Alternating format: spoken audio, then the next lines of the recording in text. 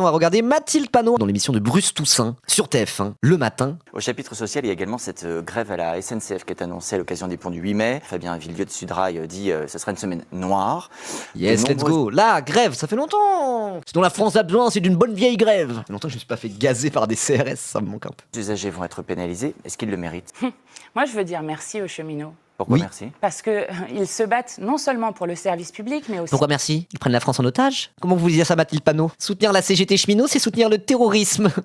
contre la fermeture des petites gares. Ils se battent contre les prix des billets qui ne cessent d'exploser depuis des années, puisque les billets de train ont pris 10% en quelques années. Par exemple, vous n'accepteriez pas que si on vous dit de commencer à 3h du matin, comme vous le faites pour faire cette matinale, que d'un coup on vous dise à 21h le soir que finalement vous commencez à 18h.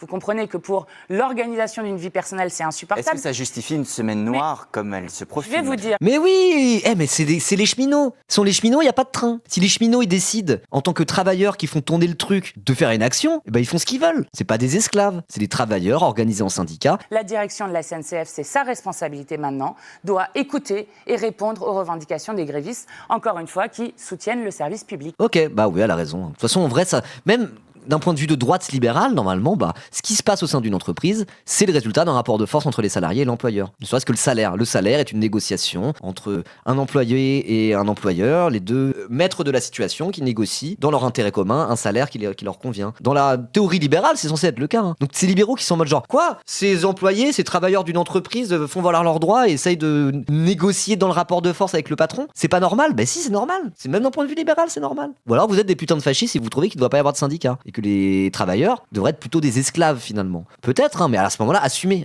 votre discours. Voilà. Nickel. Bonne précision de Mathilde Panot, comme à son habitude.